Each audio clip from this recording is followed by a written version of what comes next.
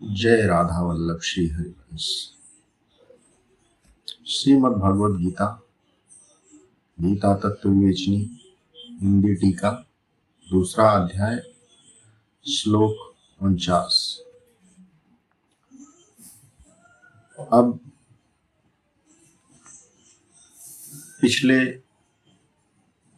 भाग में इस प्रकार कर्मयोग की प्रक्रिया बतलाकर सकाम भाव की निंदा और समभाव रूप बुद्धि योग का महत्व प्रकट करते हुए श्री भगवान अर्जुन को उसका आश्रय लेने के लिए आज्ञा देते हैं। दूरेण ह्यवरं कर्म बुद्धि योगा धनंजय बुद्धौ शरणमो विच्छ कृपणः फलहेतवः।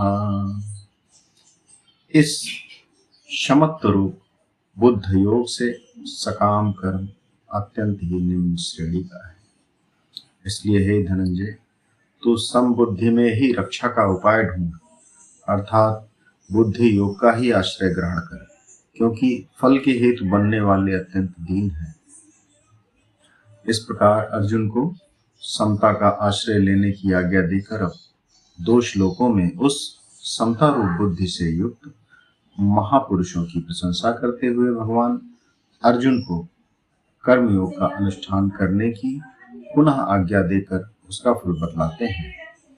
बुद्धि युक्तो जहातीह उभेषु कृत दुष्कृते तस्मादोगाय युज्यस्व योगः कर्मसु कौशलम।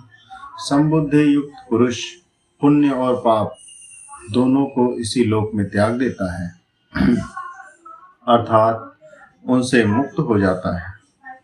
इससे तू समत्व रूप योग में लग जा। यह समत्व रूप योग ही कर्मों में कुशलता है, अर्थात कर्म बंधन से छूटने का उपाय है। कर्मजं बुद्धि युक्ता ही फलम त्यक्त्वा मनीषिणः जन्म बंध विनिर्मुक्ता पदम गच्छन्त्यनामयम्। क्योंकि समबुद्धि से युक्त ज्ञानी जन कर्मों से उत्पन्न होने वाले फल को त्याग कर जन्म रूप बंधन से मुक्त हो निर्विकार परम पद को प्राप्त हो जाते हैं। अब भगवान ने कर्मयोग के आचरण द्वारा अनामय पद की प्राप्ति बतलाई। इस पर अर्जुन को यह जिज्ञासा हो सकती है कि अनामय परम पद की प्राप्ति मुझे कब और कैसे होगी। इसके लिए भगवान 2 श्लोकों में कहते हैं, यदा ते मोह कलिलं बुद्धिर्व्यतितरिष्यति तदा गन्तासि निर्वेदं श्रोतव्यस्य श्रुतस्य च। जिस काल में तेरी बुद्धि मोह रूप दलदल को भली भांति पार कर जाएगी, उस समय तू सुने हुए और सुनने में आने वाले इस लोक और परलोक संबंधी सभी भोगों से वैराग्य प्राप्त हो जाएगा। श्रुति विप्रतिपन्ना ते यदा स्थास्यति निश्चला समाधावचला बुद्धिस्तदा योगमवाप्स्यसि। भांति भांति के वचनों को सुनने से विचलित हुई तेरी बुद्धि जब परमात्मा में अचल और स्थिर हो ठहर जाएगी, तब तू योग को प्राप्त हो जाएगा, अर्थात तेरा परमात्मा से नित्य संयोग हो जाएगा। अब पूर्व श्लोकों में भगवान ने यह बात कही है कि जब तुम्हारी बुद्धि मोह रूपी दलदल को सर्वथा पार कर जाएगी तथा तुम इस लोक और परलोक के समस्त भोगों से विरक्त हो जाओगे, तुम्हारी बुद्धि परमात्मा में निश्चल ठहर जाएगी, तब तुम परमात्मा को प्राप्त हो जाओगे। इस पर परमात्मा को प्राप्त स्थित प्रज्ञ सिद्ध योगी के लक्षण और आचरण जानने की इच्छा से अर्जुन पूछते हैं।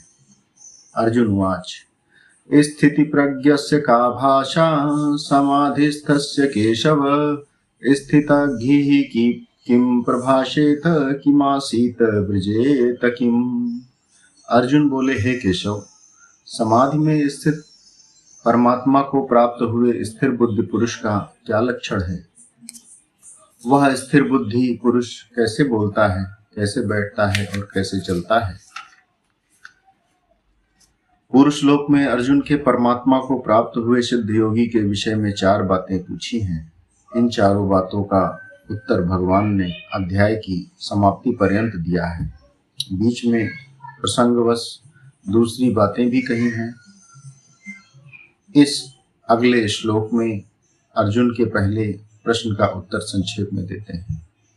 श्री भगवान वाच प्रजिहाति यदा कामान सर्वान् पार्थ मनोगतान् आत्मन्नेवात्मना तुष्टा स्थित प्रज्ञस्तदोच्यते। श्री भगवान बोले, हे अर्जुन, जिस काल में यह पुरुष मन में स्थित संपूर्ण कामनाओं को भली भांति त्याग देता है और आत्मा से आत्मा में ही संतुष्ट रहता है, उस काल में वह स्थित प्रज्ञ भी कहा जाता है।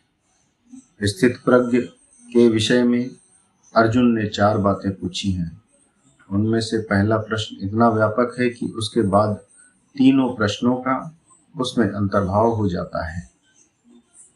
इस दृष्टि से तो अध्याय की समाप्ति पर्यंत उस एक ही प्रश्न का उत्तर है, पर अन्य 3 प्रश्नों का भेद समझने के लिए ऐसा समझना चाहिए कि अब 2 श्लोकों में स्थित प्रज्ञ कैसे बोलता है। इस दूसरे प्रश्न का उत्तर दिया जाता है। दुःखेष्वनुद्विग्न मनः सुखेषु विगत स्पृहः वीतराग भय क्रोधः स्थित धीर मुनिरुच्यते। दुखों की प्राप्ति होने पर जिसके मन में उद्वेग नहीं होता, सुखों की प्राप्ति में जो सर्वथा निःस्पृह है, तथा जिसके राग भय और क्रोध नष्ट हो गए हैं, ऐसा मुनि स्थिर बुद्धि कहा जाता है। यह सर्वत्रानभिस्नेहस्तत्प्राप्य शुभाशुभम् नाभिनन्दन्ति न द्वेष्टि तस्य प्रज्ञा प्रतिष्ठिता। जो पुरुष सर्वत्र स्नेह रहित हुआ, उस शुभ या अशुभ वस्तु को प्राप्त होकर न प्रसन्न होता है और न द्वेष करता है, उसकी बुद्धि स्थिर है। अब स्थिर बुद्धि वाला योगी कैसे बोलता है, इस दूसरे प्रश्न का उत्तर समाप्त करके अब भगवान वह कैसे बैठता है, इस तीसरे प्रश्न का उत्तर देते हुए यह दिखलाते हैं कि स्थित प्रज्ञ पुरुष की इंद्रियों का सर्वथा उसके वश में हो जाना और आसक्ति से रहित होकर अपने अपने विषयों से उपरत हो जाना ही स्थित प्रज्ञ पुरुष का बैठना है।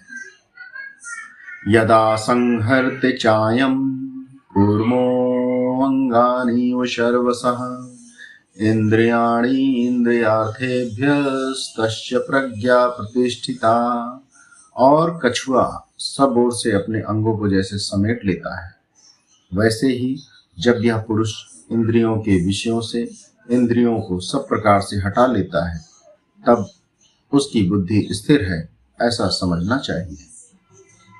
पुरुष लोक में तीसरे प्रश्न का उत्तर देते हुए स्थित प्रज्ञ के बैठने का प्रकार बतलाकर अब उसमें होने वाली शंकाओं का समाधान करने के लिए अन्य प्रकार से किए जाने वाले इंद्रिय संयम की अपेक्षा स्थित प्रज्ञ के इंद्रिय संयम की विलक्षणता दिखलाते हैं। विषया विनिवर्तन्ते निराहारस्य देहिनः रजवर्जं रसवर्जं रसोऽप्यस्य परं दृष्ट्वा निवर्तते। इंद्रियों के द्वारा विषयों को ग्रहण न करने वाले पुरुष की भी केवल विषय तो निवृत्त हो जाते हैं, परंतु उनमें रहने वाली आसक्ति निवृत्त नहीं होती। इस स्थित प्रज्ञ पुरुष की तो आसक्ति भी परमात्मा का साक्षात्कार करके निवृत्त हो जाती है।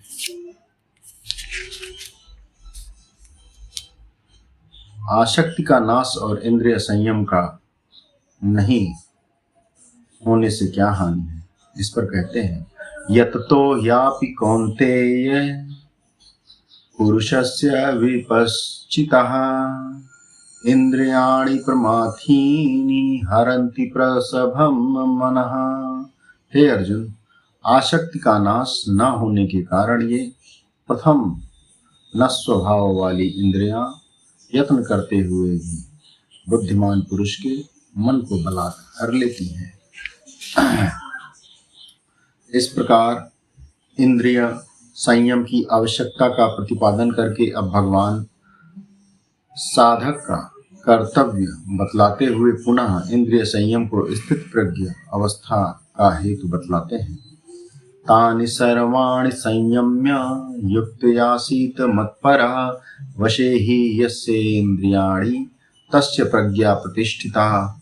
इसलिए साधक को चाहिए कि वह उन संपूर्ण इंद्रियों को वश में करके समाहित चित्त हुआ मेरे परायण होकर ध्यान में बैठे, क्योंकि जिस पुरुष की इंद्रियां वश में होती हैं उसी की बुद्धि स्थिर हो जाती है।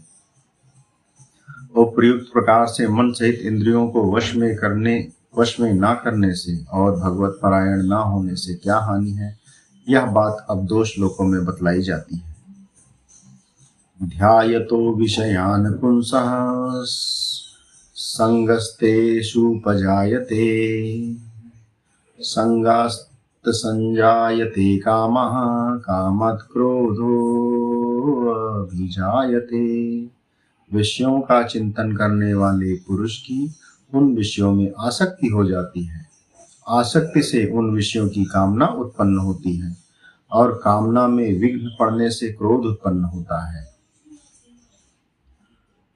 क्रोधात् भवति सम्मोहः सम्मोहात् स्मृति विभ्रमः स्मृतिभ्रंशात् बुद्धिनाशो बुद्धिनाशात् प्रणश्यति।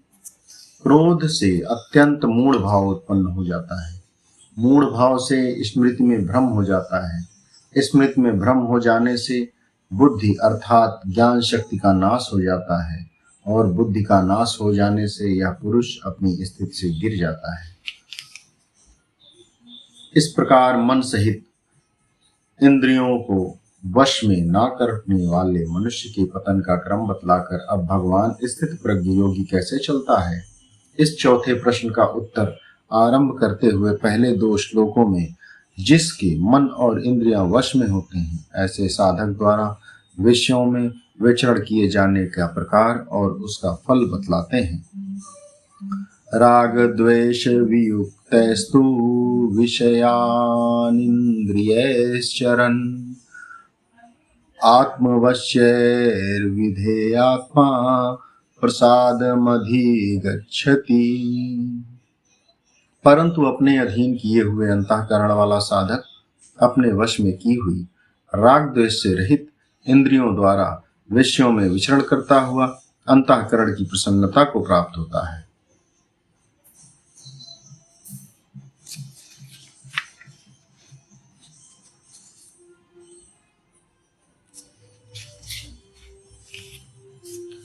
प्रसादे सर्वदुःखानां हानिरस्योपजायते प्रसन्नचेतसो ह्याशु बुद्धिः पर्यवतिष्ठते। अंतःकरण की प्रसन्नता होने पर इसके संपूर्ण दुखों का अभाव हो जाता है और उस प्रसन्न चित्त वाले कर्मयोगी की बुद्धि शीघ्र ही सब ओर से हटकर एक परमात्मा में ही भली भांति स्थिर हो जाती है। इस प्रकार मन और इंद्रियों को वश में करके अनासक्त भाव से इंद्रियों द्वारा व्यवहार कराने वाले साधक को सुख शांति और स्थित प्रज्ञ अवस्था प्राप्त होने की बात कहकर अब 2 श्लोकों द्वारा इसके विपरीत जिसके मन इंद्रिय जीते हुए नहीं है ऐसे विषयासक्त मनुष्यों में सुख शांति का अभाव दिखलाकर विषयों के संग से उसकी बुद्धि के विचलित हो जाने का प्रकार बतलाते हैं। नास्ति बुद्धिरयुक्तस्य नाचायुक्तस्य भावना नाचाभावयतः शान्तिरशान्तस्य कुतः सुखम। न जीते हुए मन और इंद्रियों वाले पुरुष में निश्चयात्मिका बुद्धि नहीं होती और उस अयुक्त मनुष्य के अंतःकरण में भावना भी नहीं होती, तथा भावनाहीन मनुष्य को शांति नहीं मिलती, और शांति रहित मनुष्य को सुख कैसे मिल सकता है।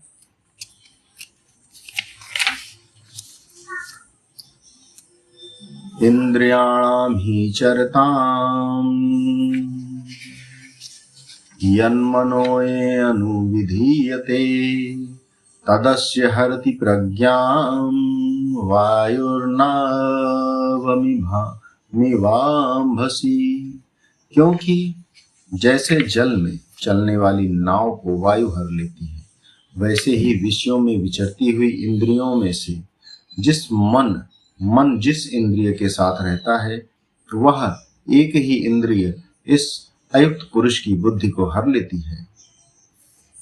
इस प्रकार अयुक्त पुरुष की बुद्धि के विचलित होने के प्रकार बतलाकर अब पुनः स्थित प्रज्ञ अवस्था की प्राप्ति में सब प्रकार से इंद्रिय संयम की विशेष आवश्यकता सिद्ध करते हुए स्थित प्रज्ञ पुरुष की अवस्था का वर्णन करते हैं। तस्मादस्य महाबाहो निगृहीतानि सर्वशः इंद्रियाणि इंद्रियार्थेभ्यस्तस्य प्रज्ञा प्रतिष्ठिता। इसलिए हे महाबाहो, जिस पुरुष की इंद्रियों के विषयों से सब प्रकार निग्रह की हुई है, उसी की बुद्धि स्थिर है। या निशा सर्वभूतानां तस्यां जागृति संयमी यस्यां जागृति भूतानि सा निशा पश्यतो मुनेः।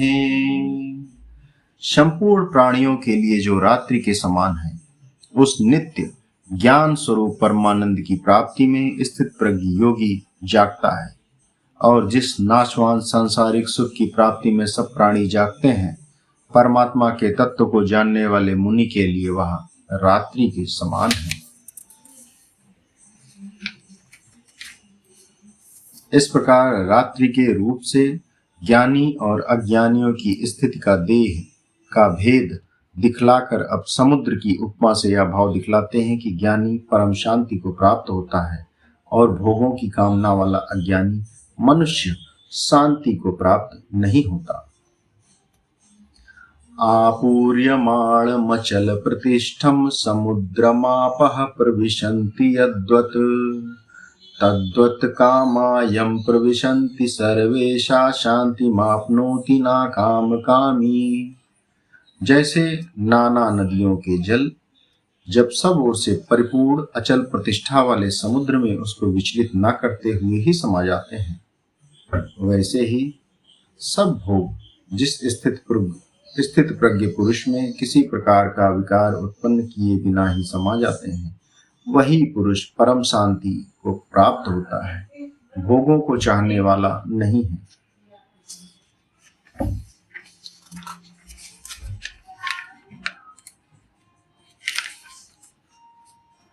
स्थित प्रज्ञ कैसे चलता है? अर्जुन का यह चौथा प्रश्न परमात्मा को प्राप्त हुए पुरुष के विषय में ही था, किंतु यह प्रश्न आचरण विषयक होने के कारण उसके उत्तर में श्लोक 64 से यहाँ तक जिस प्रकार आचरण करने वाले मनुष्य शीघ्र स्थित प्रज्ञ बन सकता है, कौन नहीं बन सकता है, और जब मनुष्य स्थित प्रज्ञ हो जाता है उस समय उसकी स्थिति कैसी होती है, ये सब बातें बतलाई गई हैं। अब उस चौथे प्रश्न का स्पष्ट उत्तर देते हुए स्थित प्रज्ञ पुरुष के आचरण के प्रकार को बतलाते हैं। विहाय कामान यह सर्वान पुमांश्चरित निष्प्रहा निर्ममो निरहंकारः सा शांतिमधिगच्छति। जो पुरुष संपूर्ण कामनाओं को त्याग कर ममता रहित, अहंकार रहित और स्पृहा रहित हुआ विचरण करता है, वही शांति को प्राप्त होता है, अर्थात वह शांति को प्राप्त है। इस प्रकार अर्जुन के चारों प्रश्नों का उत्तर देने के अनंतर अब स्थित प्रज्ञ पुरुष की स्थिति का महत्व बतलाते हुए इस अध्याय का उपसंहार करते हैं। एषा ब्राह्मी स्थिति ही पार्थ नैनां प्राप्य विमुह्यति स्थित्वा स्यामन्तकाले अपि ब्रह्म निर्वाण मृच्छति। हे अर्जुन, यह ब्रह्म को प्राप्त पुरुष की स्थिति है। इसको प्राप्त होकर योगी कभी मोहित नहीं हुआ और अनंत काल तक भी इस ब्रह्मी स्थिति में स्थित होकर ब्रह्मानंद को प्राप्त हो जाता है। ओम तत्सदिति। श्रीमद् भगवद गीता उपनिषत्सु ब्रह्म विद्यायां योग शास्त्रे श्री कृष्ण अर्जुन संवादे सांख्य योगो नाम द्वितीयो अध्याय संपूर्ण। श्री राधा वल्लभ लाल की जय।